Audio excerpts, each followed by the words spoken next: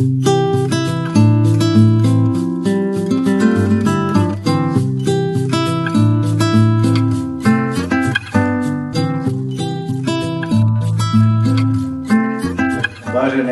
priateľky, priatelia, opäť sa vám hlásim novým videom. A toto je video také, že nie je to video, čo sa týka len mňa, ale získal som veľmi dobrých priateľov, ktorí pracujú s voskom. Môžete teraz povedať, že čo z toho vosku robíte? Tak ja som Veronika a stretla som sa s pánom Kozáčikom prvýkrát, keď sme vlastne išli od neho kupovať med. A vtedy som zhruba nejako začínala aj s výrobou sviečok a hľadala som takú alternatívu, že aby tie sviečky boli aj kvalitné, aby mali aj nejaký prínos a dostala som sa vlastne k včeliemu vosku. A vtedy som vlastne oslovila aj pána Kozáčika, že či by nebol problém od neho kúpiť aj tento vosk na výrobu sviečok a on mi to vlastne umožnil a odtedy sa vlastne zaujímam o tento včelí vosk a študujem trošku aj do hĺbky, čo ten včelí vosk vlastne všetko obsahuje, aký má prínos, čo sa týka sviečok, v čom všetkom sa dá ten včelí vosk ešte využiť okrem tých sviečok. Takže rozšírili sme trošku toto poznanie aj vďaka pánovi Kozáčikovi. Ďakujem. Tak zase ja by som doplnil. Mne sa tieto veci, ktoré sa týka vosku, tak sa mi troška tak upresnili a ja by som chcel ukázať, ako ten kvalitný vosk, ako dosiahnuť čím najkvalitnejší vosk, aby to bolo nie len pre sviečky a pre ostatné veci, ale aby to bolo merítko aj pre včelárov. Tak začnem tým voskom, ktorý je panenský. Čiže je to vosk taký, ktorý včely urobia alebo vytvoria bez medzistienok. Čiže to je divoká stavba. Ale ten dobrý vosk alebo kvalitný vosk sa dá získať aj od výčkovancov napríklad. Hej. Že tuto mám vidličky dve, ktoré každý pozná, tieto dostať v obchode. A ja som prišiel na taký nápad, že keď máme medy, alebo med, ktorý je tvrdý v rámikoch a ťažko je ho odvíčkovať, tak som si urobil takúto druhú vidličku, čiže z tejto vidličky som povyberal všetky dróty, v niektorých vidličkách sa to dá, hej, ktoré sú na konci sú zabrúsené. No a urobil som tak, že som vybral tieto ihlice, a každú druhú, a som ich skrátil. A vyzerá to takto, ako to je tu. No a teraz už, keď odvíčkujem tie rámiky, tak jednoducho, tu mám medzistienku, hej, povedzme, že by to bolo plné, tak takto krížom, krážom naruším tie viečka, aj takto smerom dole niekoľkokrát, nemusím na to dáko pritláčať a tie odvíčkovance sa spolu stiahnu s medom, ktorý ide trebárs do nádoby, kde ten med je, ako sa skladuje a potom sa z vrchu sa ten vosk aj po prípade dáka iná nečistota, keby bola, tak sa to zberá. Tak znamená, že tento vosk, ktorý získame z tých odvíčkovancov, tak by som povedal, že najbližšie sa ukáže, že je ten vosk, ktorý je potrebný aj pre včelárov, aj pre tie sviečky. No, takže veľa včelárov, povedzme, keď má tie odvíčkovance, ako som to ja robil takedy, tak si povie, že či neviem nejaký stroj alebo odvíčkovanc, čo odvíčkuje sa, či neviem. Hovoriť neviem, ale skúsi urobiť takúto vidličku, ako vám tu predstavujem a nepotrebujete žiadny stroj, ale takto jednoducho, ľahko viete odvíčkovať tie rámiky, tam stačí tá bunka, aby bola len trošičku narušená a ona potom potom prejde cez ten medomet a ide potom do tých nádob, kde ten med je a to už potom, keď sa zberá toto, tak toto by mal byť približne ten najlepší vosk, ktorý potrebujú aj včelári, aj povedzme výroba tých sviečok a ostatných vecí. Napríklad mám tu vystavanú medzistenu, takže dá sa aj tak urobiť, toto, čo je vystavané, tak to by mal byť najkvalitnejší vosk. A ja môžem to urobiť, hoci som to nerobil, ma to napadlo, že toto môžem, to, čo včely vystavali, tak môžem zoškrábať treba zo špachľou a ostane mi tam tá medzistena, lebo tá je, no, ostane skrátka. A tú medzistenu znova môžem dať do včiel. Tejto medzisteny nebol žiaden plod, nič nebol, čiže to je taký ten panenský vosk a môžem mu znova dať do úľa, znova môžu postaviť tieto bunky, možno, že aj trubčinu by tam postavili, neviem, to som neodskúšal. Takže aj takýmto spôsobom sa dá získať ten najkvalitnejší vosk, ktorý potrebujú aj včelári, aj povedzme na tú výrobu sviečok.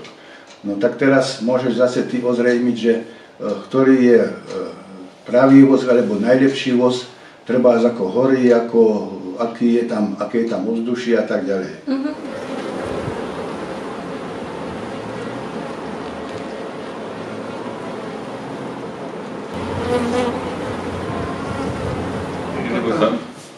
Dobre, tak ja použijem tento tvoj včelí vosk.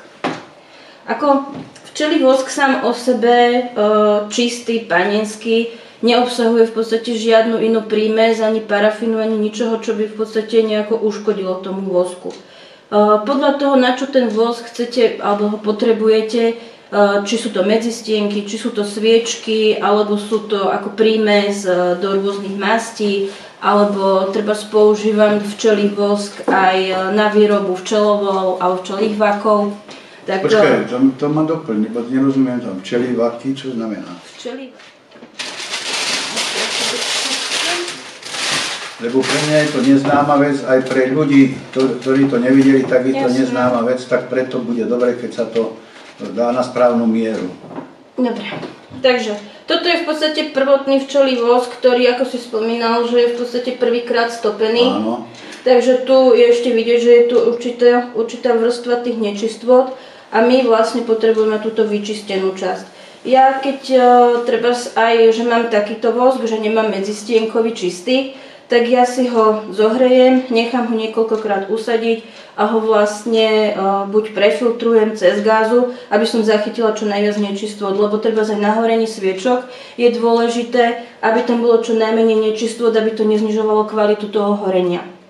Treba na výrobu masti, kde potrebujem včelí vosk čistý a sterilný, z toho dôvodu, že sa v podstate používa aj na nejaké ošetrenie určitých poškodených častí pokožky, musí byť sterilný. Hej. A ten je najlepší z týchto medzistienok, lebo medzistienkový vosk sa vlastne vyrába tým, že sa sterilizuje pri určitej teplote určitý čas. V literatúrach, čo som si tak pozerala, tak je to zhruba okolo tých 120 minimálne až nejakých 160 stupňov a čas je minimálne tú pol hodinu tej sterilizácie. A potom vlastne z toho sa vyrábajú medzistienky. Čiže tento vosk je sterilný, čiže môže sa používať aj na výrobu treba z takýchto mastičiek. Ja rada používam tieto medzistienky sterilné aj treba na výrobu včelových obalov, alebo teda tých včelých vakov.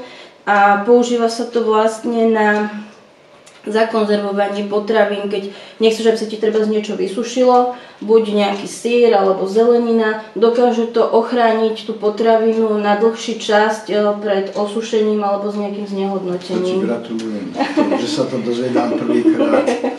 Ako no to už je známe dlhšie, len ja som to trošku ešte tak zase študovala do hĺbky. A začala som tam pridávať trošku aj živice smrekovej s olivovým olejom, lebo tá živica sa musí v niečom spracovať, aby sa vlastne rozstavila. A zvyšuje to ešte trošku viacej tú kvalitu aj pružnosť toho obalu, že sa tak neláme a dá sa opakovane používať. Koľko ti trvalo, kým si prišla na to, čo teraz máš už vyvinuté? Tak ako ja som to časovo nejako nestopovala, ale proste to je skúška omyl, že človek sa proste učí na vlastných chybách. Hej? A keď študuješ postupne aj ten obsah toho včelieho vosku, aj tie kvality, aj tie vlastnosti, tak vlastne postupne sa dostaneš k tomu, že ako to ešte môžeš vylepšiť prírodnou formou. Hej? Bavíme sa stále o prírodnej forme. Nerada používam umelé veci do prírodných sviečok, i keď niekedy to proste sa niekedy nedá, ale snažím sa vždy čo najprírodnejšou cestou, hlavne čo sa týka potravín. Hej, takže naozaj používam len tú živicu Olivový olej sa snažím zháňať z overených zdrojov najideálnejšie, také, kde je to spracovanie ešte viac menej ručné cez nejaké lisy a čo najmenej chemicky spracované. No a živicu, to je najmenší problém. Ja teda najradšej chodím živicu zbierať na jar, kedy vlastne všetko ožíva, všetko dostáva ten život. Aj tá živica má potom inú kvalitu a v podstate si ju môžete nazbierať kdekoľvek na strome. Hej, musí byť ten strom, väčšinou sú to na poškodených stromoch, buď treba s niekčím porušená tá kôra a vlastne ten strom sa ošetrí tým, že sa vyplní tou živicou, aby sa zabránilo vlastne vniku niektorých tých škodcov. Takže to je vlastne ten medzistienkový. My v podstate do sviečok môžeme používať aj tento prírodný, len vravím, treba ho čo najviac baviť tých nečistôt. A nepridávam v podstate do toho žiadny iný parafín ani nejaké aditíva na horenie tých sviečok, pretože včelí vosk, keď je čistý, horí pekne a nepotrebuje v podstate žiadnu inú prímes pridať. Čo sa týka ešte tej kvality vosku, v podstate ten panenský včelí vosk je síce úžasná vec, keď k tomu človek má prístup, ako treba ja od pána Kozáčika, ale je veľa internetových obchodov, buď teda z obchodov pre včelárov, kde sa dá kúpiť tento vosk, alebo sú také menej, ako by som to tak šetrne povedala, takých podvodných, hlavne zo zahraničných zdrojov, kde už tam tú zaručenosť tej kvality toho včelieho vosku nevie nikto zaručiť. Čiže ja sa radšej obratím na včelára, alebo už ten včelársky obchod, ale tiež už som sa trošku poučila, že nesmiem povedať, na čo ten vosk chcem. Lebo ak poviem, že ho chcem na výrobu sviečok, tak už dostane menšiu kvalitu. A to nerada používam. Ale dobre, keď to povieš. Hej, niektorí ľudia to zle počúvajú, neradi to počúvajú, ale proste je to pravda, no. A keď sa bavíme o tej kvalite toho vosku a chcem ľuďom ponúknuť kvalitnú sviečku a tvrdím, že je to treba z toho nie celkom úplne 100% včelieho vosku, ale čo najkvalitnejšieho, tak nemôžem používať pofiderné zdroje kúpy vosku. Lebo štandardne sme sa tak možno nechťac dozvedeli, že do niektorých tých medzistienok je pridané určité percento parafínu. Len takéto medzistienky nemôžu používať včelári, lebo ako sme sa bavili, že tá včielka by nedokázala vystavať a je to pre ňu viac menej škodlivé, ak je tam príjme z toho umelého parafínu. Lebo parafín je v podstate produkt ropný, hej, získaný z ropy alebo z nejakých minerálnych olejov a to už tieto zvieratka alebo teda to včielky nedokážu spracovať. No oni dokážu, ale nie je tak kvalitný, ako keď je kvalitný ten vosk. Asi tak. No a čo sa týka kvality toho včelieho vosku, ako prirovnávajú to treba ešte čo sa týka kvality a nejakej nezávadnosti, treba s iným voskom, ako používajú teraz najčastejšie to ten sojový vosk, je získaný v podstate z bôbov, sojových bôbov, lisovaním. Je možno menej škodlivý, ale keď sa tak človek zase do toho dostane trošku viac do hĺbky, tak vlastne to spracovanie nie je zase úplne až také prírodné ako od tej včielky. Tá včielka v podstate nepoužíva nič iné, len to vlastné teličko na výrobu toho vosku a nepoužíva tam žiadne iné. Čiže to je ako originál. Originál. Áno. Nepoužíva žiadne iné látky k výrobe toho vosku.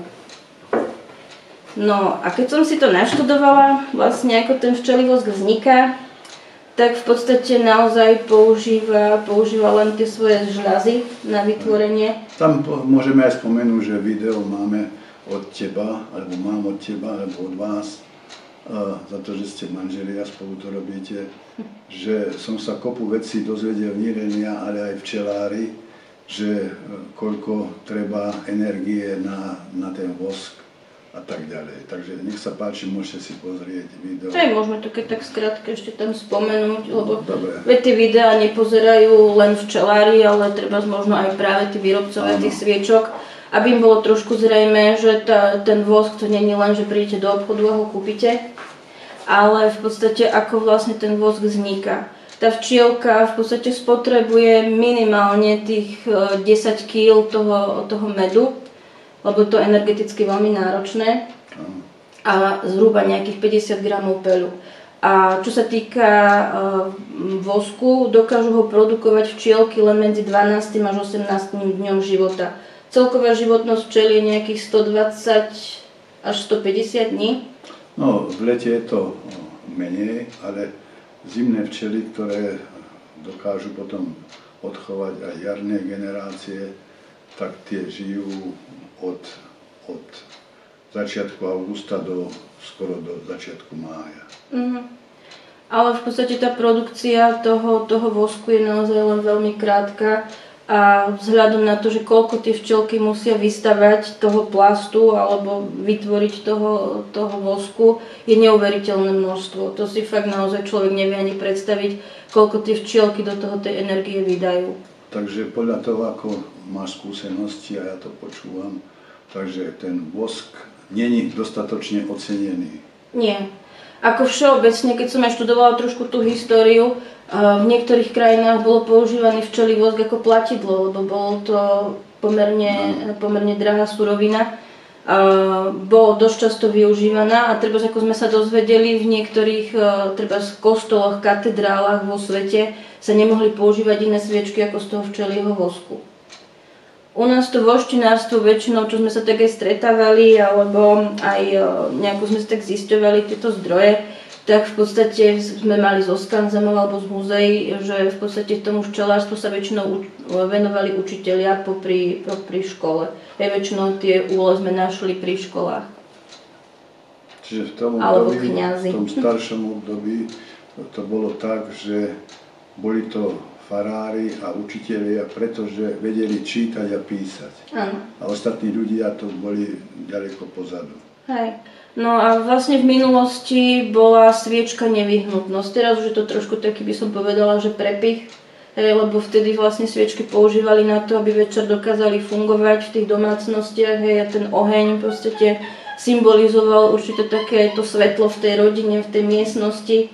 Ale teraz sviečku síce tiež používame možno v tomto smere, ale už je to skôr taký prepich. Preto majú tie sviečky rôzny tvár, rôzne farby, hej, že už je to skôr taký doplnok ako tá nevyhnutnosť, ako to bolo v minulosti.